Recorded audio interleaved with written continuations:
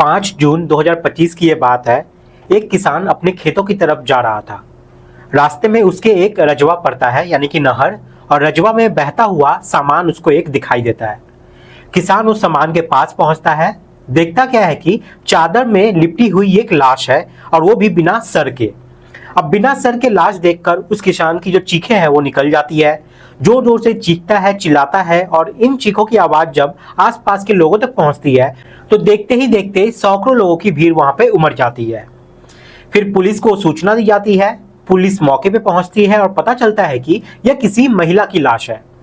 जब पुलिस मौके पर पहुंचकर उस लाश को बाहर निकालकर उसकी शिनाख्त कर रही थी और कोशिश कर रही थी जानने की कि ये कहाँ की लाश है, किसकी लाश है, इसी बीच में एक महिला कांस्टेबल की नजर उस लाश के जेब पर पड़ती है, जो उसने सलवार पहनी हुई थी।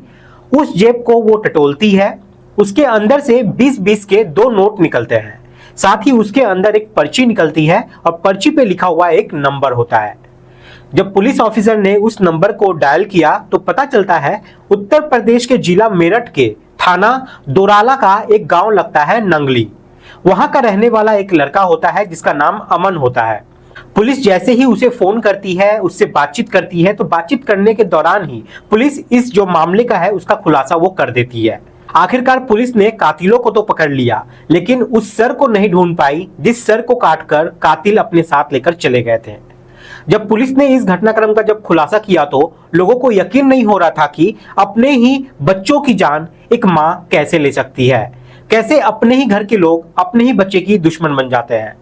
नमस्कार, मैं मुकेश। आज की जो सच्ची घटना मैं आपको सुनाने जा रहा हूं, ये सच्ची घटना है उत्तर प्रदेश के जिला मेरठ की।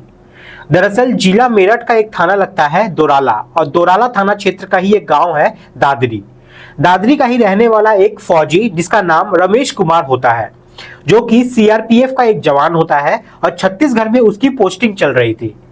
घर में 2 बेटे, एक बेटी और पत्नी होती है। पत्नी का नाम राकेश देवी होता है और बेटी होती है आस्था, जो कि सकोती गांव का एक सूरजमल स्कूल होता है, वहां से उसने 11वीं की परीक्षा पास की थी। अभी हाल ही में उसने 12वीं क्लास में एडमिशन लिया था। जिंदगी ठीक ठाक चल रही थी, सब कुछ बढ़िया से चल रहा था। अब से लगभग 8 महीने पुरानी बात है, लगभग अक्टूबर 2024 की। इस लड़की ने अपना इंस्टाग्राम पर एक अकाउंट बनाया। फिर इंस्टाग्राम पर उसकी एक लड़के से दोस्ती हो जाती है। उस लड़के का नाम अमन होता है, जो कि पासी के एक गांव साधुओं की नंगली वहां का रहने वाला लड़का होता है। उससे वो बातचीत करती है, और बातचीत करते करते उनकी दोस्ती बहुत गहरी हो जाती है। एक दिन उस लड़की ने उस लड़के से मिलने का मन बनाया। उसने अपने हाथों पर मेहंदी लगवाई और फिर अपने उस दोस्त को बुलाया। अमन को बुलाने के बाद वो सीधा मंदिर जाते हैं, मंदिर में घूमते हैं, इधर उधर घूमने के बाद वापस घर आ जाते हैं। लेकिन इस बात की किसी को कानो कान भनक तक नहीं लगती है। अब इसके बाद जब भी मौका मिलता था तब मिलने की वो दोनों कोशिश करते थे, और खासकर मौका तब होता था जब घर में कोई होता नहीं था। जब माँ कहीं चली जाया करती थी तो लड़की अपने उस दोस्त को बुलाया करती थी और बहुत सारी बातें किया करती थी, मिलते थे वो लोग। अब बात 28 मई 2025 की है। घर में एक रिश्तेदार के यहाँ एक शादी का प्रोग्राम था। माँ ने कहा कि मैं शादी में जाती हूँ, तुम अपने भाई के साथ घर पे ही रहना। आखिरकार लड़की घर पे अकेले थी, लेकिन छोटा भाई उसके साथ था। इसी बीच में उसने उस लड़के को फोन किया, बुलाया और उससे मुलाकात की, और मुलाकात करने के बाद वो बातचीत कर रहे थे। बातों का सिलसिला यहाँ पर कुछ आगे बढ़ जाता है। तभी छोटा भाई जो होता है वो घर में अचानक से एंट्री करता है, तो पता चलता है कि उसकी बहन आपत्तिजनक स्थिति में एक लड़के के साथ थी, और उस लड़के को देखकर उसके छोटे भाई को गुस्सा आ जाता है। उसने इस बात का विरोध प्रदर्शन करने की कोशिश की तो लड़की ने और उस लड़के ने उसे समझाया, उससे रिक्वेस्ट की और कहा कि इस बात का किसी को पता नहीं चलना चाहिए। आखिरकार छोटा भाई अपनी बहन की बात यहाँ पर मान लेता है, लेकिन जैसे ही माँ घर में एंट्री करती है तत्काल प्रभाव से छोटे भाई ने अपनी माँ को कहा कि आज जब तुम घर पे नहीं थी तभी बहन ने अपने एक दोस्त को घर पे बुलाया था, उसके साथ वो इस तरीके की स्थिति में भी थी। अब ये बात सुनकर माँ को अपनी बेटी पर बहुत ज्यादा गुस्सा आता है। वो अपने पति को फोन लगाती है और पूरी कहानी सुनाती है। कहती है कि देखो, तुम्हारी बेटी मेरी पीठ पीछे इस तरीके की काम कर रही है। जब बाप ने अपनी बेटी से बातचीत की तो बेटी जिद पे अड़ जाती है कि चाहे कुछ भी हो जाए, शादी तो मैं अमन के साथ ही करूंगी। तो बाप ने अपनी बेटी को समझाया बुझाया, लेकिन वो नहीं समझी। फिर बाप कहता है कि ठीक है, कोई बात नहीं, जब मैं छुट्टी पर घर आऊंगा तो मैं अमन के घर जाऊंगा, उसके माँ बाप से तुम्हारी शादी की बातचीत भी करूंगा, लेकिन घर में किसी तरीके का कोई तांडव नहीं होना चाहिए। पिता ने अपनी बेटी को समझाया, साथ ही पत्नी को भी समझाया और अपने बच्चे को भी समझाया। सब कुछ यहाँ पर ठीक हो जाता है। 28 तारीख बीत जाती है, लेकिन घर में जैसे 28 तारीख से पहले का माहौल था वैसा माहौल अब नहीं रह पाता। 29 तारीख आती है, 30 तारीख आती है और इस तरीके से वक्त धीरे धीरे आगे करके बढ़ रहा था।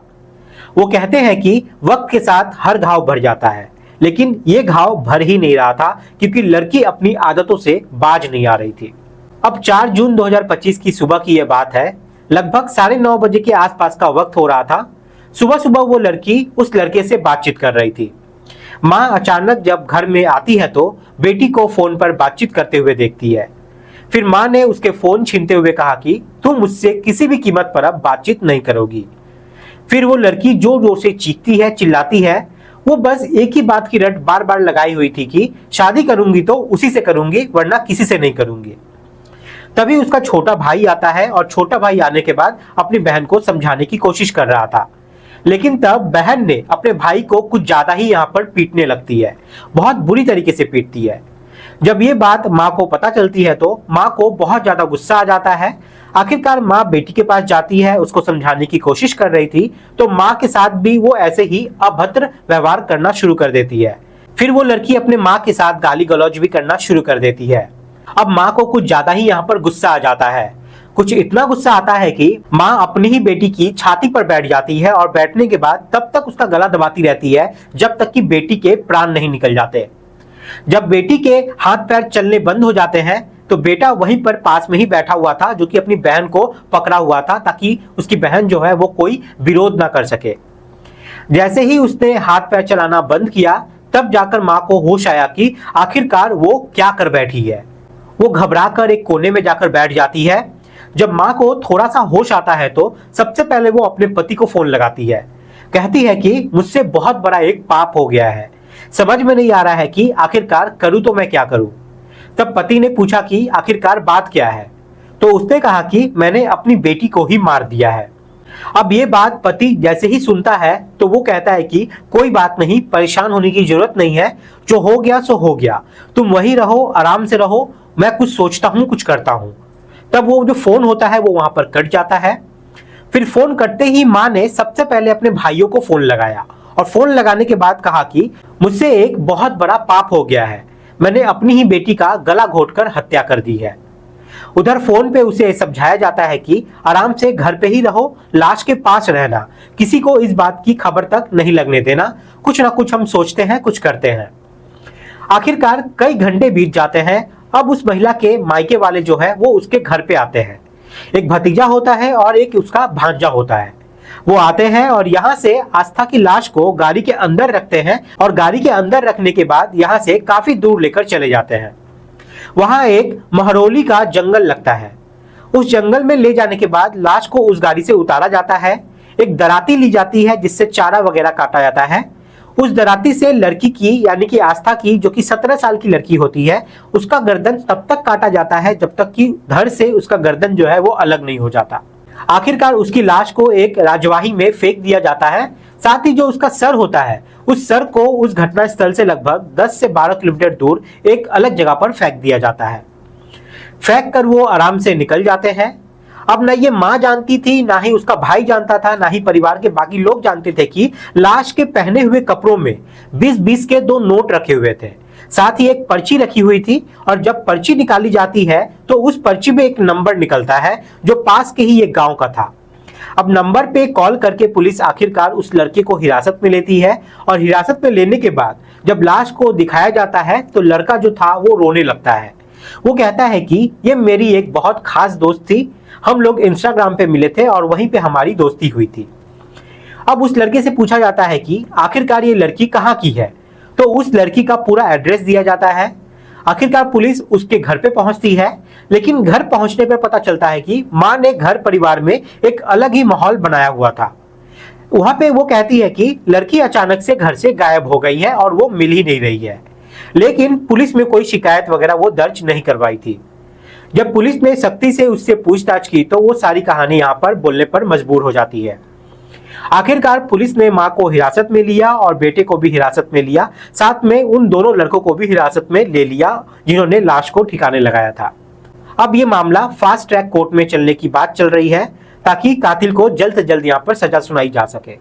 अब ये मामला जब अदालत पहुंचेगा तो जाहिर सी बात है कि जज इसमें बड़ी से बड़ी सजा जरूर सुनाएंगे, क्योंकि ये क्राइम कोई आसान क्राइम नहीं था, छोटा मोटा क्राइम नहीं था, ये एक हीनियस क्राइम था। यहाँ पर एक नाबालिग की दर्दनाक तरीके से हत्या कर दी गई थी और हत्या के बाद जो होता है वो बहुत ही भयानक होता है। यहाँ पर एक ऐसे रिश्ते को तार तार शर्मनाक कर दिया गया है जहां पर कहा जाता है कि माँ बेटी की आत्मा होती है। दोस्तों, इस पूरे घटनाक्रम को सुनाने का उद्देश्य किसी को परेशान करना नहीं है, किसी का दिल दुखाना नहीं है, बल्कि आपको जागरूक करना है, आपको सचेत करना है। आप सब लोग अपना ख्याल रखें, सुरक्षित रहें। जय हिंद, जय भारत।